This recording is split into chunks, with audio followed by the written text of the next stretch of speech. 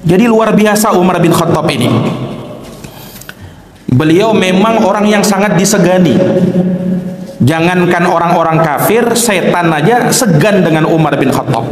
Pernah Nabi bersabda kepada Umar, "Ya Ibnal Khattab, wahai Umar bin Khattab, walladzi nafsi biyadih, demi yang jiwaku berada di tangannya, malaki kasyaitanu qad salikan fajjan illa salaka fajjan ghairu fajjik." Demi yang jiwaku berada di tangannya, wahai Umar, kamu ini andaikan melewati suatu gang, kemudian setan mau lewat di gang itu, melihat kamu, setan pindah gang. Tidak mau dia berpapasan dengan Umar, setan itu. Saking ditakutinya Umar ini, setan pun takut sama dia. Allahu Akbar. Para jamaah yang dirahmati dan dimuliakan oleh Allah, inilah wali Allah yang sesungguhnya. Kemudian juga seorang wali itu bukan syaratnya dia harus maksum, terlepas dari yang namanya dosa. Bukan itu. Karena yang maksum cuman Rasulullah sallallahu alaihi wasallam. Adapun wali derajatnya di bawah Nabi. Maka dia bukan orang yang maksum. Sehingga Umar bin Khattab bersamaan dengan keutamaan kemuliaan beliau yang seperti itu, bukan artinya beliau tidak punya kesalahan. Sebagai manusia wajar beliau punya kesalahan. Makanya ada beberapa perkara yang Umar keliru di situ, diluruskan oleh Nabi kita Muhammad sallallahu alaihi wasallam.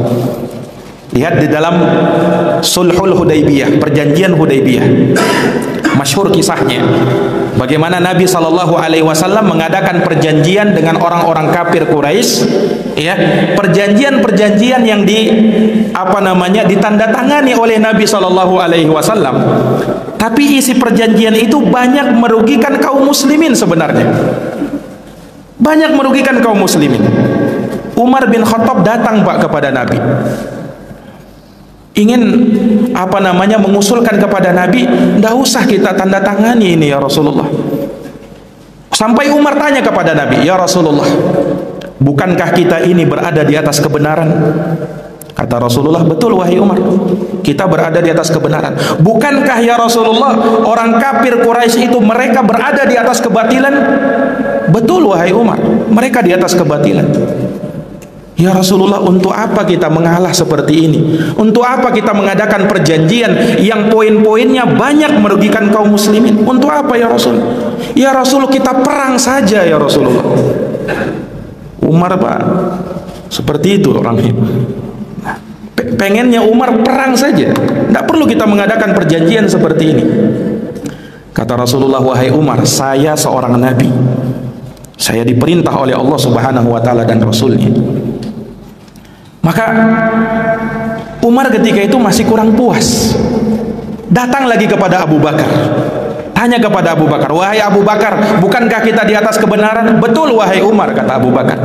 "Bukankah orang-orang kafir itu berada di atas kebatilan?" "Betul wahai Umar." "Terus kenapa kita mengalah wahai Abu Bakar? Untuk apa kita mengalah seperti ini? Alangkah baiknya kalau kita perang saja. Kalaupun kita mati, kita masuk surga. Mereka mati, mereka masuk neraka." Kata Abu Bakar, "Wahai Umar, dia adalah utusan Allah. Dia tidak berkata, dia tidak berucap kecuali dengan perintah Allah." Subhanallah. Ternyata apa? Dalam Sulhul Hudaybiyah, dalam perjanjian Hudaybiyah, subhanallah, membuahkan hasil yang luar biasa. Ternyata Sulhul Hudaybiyah itu kan terjadi di tahun 8 Hijriah.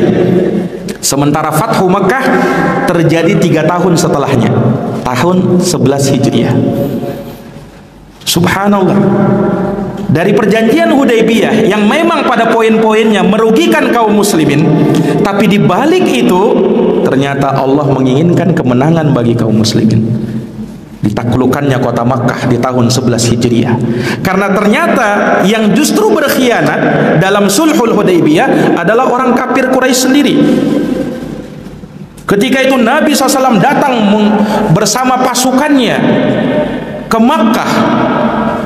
Subhanallah, kota Makkah ditaklukkan tidak melalui proses perang, Tidak ada perang ketika itu.